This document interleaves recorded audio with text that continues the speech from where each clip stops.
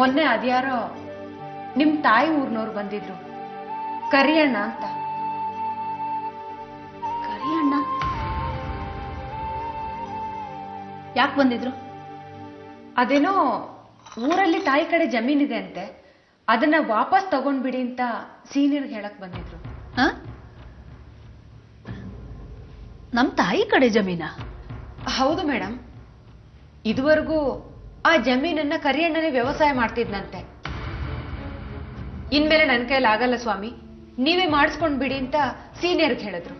Senior ಆ ಜಮೀನು ಬೇಡ ಏನು ಬೇಡ, ನೀನ್ ಯಾರಿಗಾದ್ರೂ ಮಾರ್ಬಿಡು ಅಂತ ಅಂದ್ಬಿಟ್ರು. ಹೌದಾ? ನನಗಿದ್ಯಾವುದು ಗೊತ್ತೇ ಇಲ್ಲ. ನಮ್ಮಪ್ಪ ಈ ವಿಷಯ ಯಾವುದು ನನ್ನ ಹತ್ರ ಹೇಳೇ ಇಲ್ಲ. ಮೇಡಮ್, ನಾನು ಸರ್ ಹತ್ರನೂ ಮಾತಾಡ್ದೆ, ಆದ್ರೆ ಅವರು ನನಗೂ ಆ ಊರಿಗೂ ಯಾವ ಸಂಬಂಧನೂ ಇಲ್ಲ, ನನಗ ಆ ಜಮೀನು ಬೇಡ, ನನಗದನ್ನ ಮಾಡ್ಸಕ್ಕೂ ಆಗಲ್ಲ ಅಂದ್ಬಿಟ್ರು. ಇರ್ಲಿ ಬಿಡು, ಯಾವುದೋ ಕಾಲಕ್ಕೆ ನಮ್ಮ ತಾಯಿ ಹೆಸರಿಗಾಗಿರೋ ಜಮೀನು ಯಾರಾದ್ರೂ ನೋಡ್ಕೊಂಡಿರ್ತಾರೆ, ಇರ್ಲಿ. ಹಾಗಲ್ಲ ಮೇಡಮ್, ತಾಯಿ ಆಸ್ತಿ ಅಂದ್ರೆ ಅದಕ್ಕಿರೋ ಬೆಲೆನೇ ಬೇರೆ ಅಲ್ವಾ? ಒಂದ್ ರೀತಿ ಸೆಂಟಿಮೆಂಟಲ್ ವ್ಯಾಲ್ಯೂ ಇರುತ್ತಲ್ವಾ?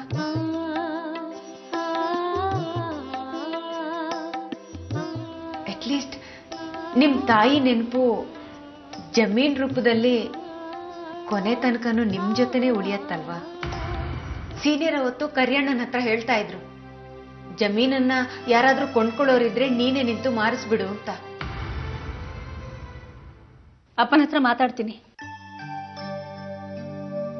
ಇದು ಒಂದು ಆಶ್ರಯಧಾಮ. ತಂದೆ ತಾಯಿ ಯಾರು ಅಂತಾನೆ ಗೊತ್ತಿಲ್ಲದೆ ಇರೋ, ತಂದೆ ತಾಯಿಗಳೇ ಇಲ್ಲದೆ ಇರೋಂಥ ಮಕ್ಕಳೇ ಇಲ್ಲಿರೋದು. ನೀನ್ ಇಲ್ಲಿ ಕೆಲಸ ಮಾಡ್ತೀಯಾ? ನಿನಗಿಷ್ಟ ಇಲ್ಲ ಅಂದ್ರೆ ಹೇಳು, ಬೇರೆ ಕಡೆ ಕೆಲಸ ಟ್ರೈ ಮಾಡ್ಬೋದು. ಇಲ್ಲೇ ಆದ್ರೆ ಒಳ್ಳೇದು ಮೇಡಮ್. ಇದು ಅನಾಥಾಶ್ರಮ. ಪಂಕಜಾನು ನಾವೆಲ್ಲ ಇದ್ದು ಕೂಡ ಒಂದ್ ರೀತಿ ಅನಾಥಲೆ. ರಮಣವ್ರೆ, ನಿಮ್ ಬಾಯಿಂದ ಇಂಥ ಮಾತು ಬರಬಾರ್ದು. ಇದ್ದವರು ಇಲ್ಲದೆ ಇರೋರ್ನ ಅಣಗಿಸಿ ಆಡೋ ಮಾತು ಅನಾಥರು ಅನ್ನೋದು. ಈ ಜಗತ್ನಲ್ಲಿ ಯಾರು ಅನಾಥರಲ್ಲ. ನೀವೇ ಇಂಥ ಮಾತುಗಳನ್ನಾಡಿ ಪಂಕಜ ಕುಗ್ಗೋ ಹಾಗೆ ಮಾಡಬೇಡಿ. ಬಾಯಿ ತಪ್ಪಾಡಿಬಿಟ್ಟೆ ಮೇಡಮ್, ಕ್ಷಮಿಸ್ಬೇಕು. ಮಿಸ್ಟರ್ ಶೇಷಗಿರಿ, ಹೇಳಿ ಮೇಡಮ್. ಇರೋ ವಿಷಯ ಹೇಳ್ತೀನಿ. 7-8 ತಿಂಗಳ ಹಿಂದೆ ಪಂಕಜಾಳ ಮಗು ಸತ್ತೋಯ್ತು. ಮಗು ಸತ್ತೋದ ಶಾಕ್ನಿಂದ ಆಕೆ ಪ್ರಜ್ಞೆ ಕಳ್ಕೊಂಡ್ಬಿಟ್ಟಿದ್ಲು. ಅದೇ ಸಮಯದಲ್ಲಿ ಅವಳ ಗಂಡ ಕೂಡ ಅವಳನ್ನ ದೂರ ಮಾಡಿಬಿಟ್ಟಿದ್ದ. ಈಗ ಕೆಲವು ದಿನಗಳ ಹಿಂದಷ್ಟೇ ಆಕೆಗೆ ಪ್ರಜ್ಞೆ ಬಂದಿದೆ. ಬದುಕಿನಲ್ಲಿ ತುಂಬಾ ನೋವು ಉಂಡಿದ್ದಾಳೆ. ಆಕೆಗೆ ಮಕ್ಕಳು ಅಂದ್ರೆ ಜೀವ. ನಮಗೂ ಅಂಥವರೇ ಬೇಕು ಮೇಡಮ್. ಇಲ್ಲಿರೋ ಮಕ್ಕಳೆಲ್ಲ ತಂದೆ ತಾಯಿಗಳ ಮುಖನೇ ನೋಡಿಲ್ಲ.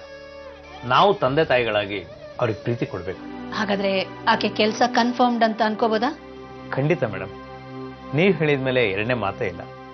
ನಾನು ನೋಡಿದ್ನಲ್ಲ, ಒಳ್ಳೆ ಹೆಣ್ಮಗಳು ಅನ್ಸುತ್ತೆ. ನಾಳೆಯಿಂದಾನೇ ಬರಲಿ. Thank you very much mister Sheshagiri. ಬರ್ತೀನಿ. ನಮಸ್ತೆ. ನೋಡು ಶ್ರಮ, ನಾನು ಹೀಗೆ ಹೇಳ್ತೀನಿ ಅಂತ ಬೇಜಾರು ಮಾಡ್ಕೋಬೇಡ. ನಿನ್ನ ಹೆಂಡತಿ ರಾತ್ರಿ 10 ಗಂಟೆ ಮೇಲೆ ಮನೆಗೆ ಬರೋದು. ಅದು ಯಾರ್ಯಾರ ಜೊತೆನೋ ಮನೆಗೆ ಬರ್ತಾಳೆ. ಊಟ ಕೂಡ ಮಾಡೋದಿಲ್ಲ.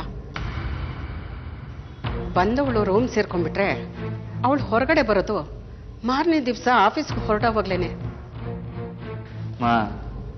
ನಾನು ಊರಲ್ಲಿ ಇರಲಿಲ್ಲ. ಅವಳು ಯಾರ ಜೊತೆ ಬರಬೇಕು? ಅವಳು ಕೊಲೀಗ್ಸ್ ಯಾರು ಬಂದು ಡ್ರಾಪ್ ಮಾಡಿ ಹೋಗಿರ್ತಾರೆ. ಯಾರ್ಯಾರು ಅಲ್ಲ. ಯಾರೋ ಗೊತ್ತು ಮಾರಾಯ. 1 ದಿನ ಸರಿ, 2 ದಿನ ಸರಿ, ದಿನ ಅದೇ ಹಾಡಾದ್ರೆ ಅಕ್ಕಪಕ್ಕದವ್ರು ಏನ್ ಅಂದ್ಕೊಡ್ತಾರೆ? ಯಾರು ಏನು ಅಂದ್ಕೊಳ್ಳಲ್ಲ. ನೀನು ಆ ರೀತಿಯಲ್ಲಿ ಯೋಚನೆ ಮಾಡಕ್ ಹೋಗ್ಬೇಡ. ಎಲ್ಲ ಸರಿಯಾಗೇ ಇದೆ. ಏನ್ ಸರಿಯಾಗಿದೆಯೋ ಏನೋ. ಒಂದು ಮಗುನಾದ್ರೂ ಆದ್ರೆ ನಿನ್ನ ಹೆಂಡತಿ ಹಾರಾಟ ಓಡಾಟ ಎಲ್ಲ ನಿಲ್ಬೋದು. ನನ್ನ ಮಾತು ಯಾರು ಕೇಳ್ತಾರೆ?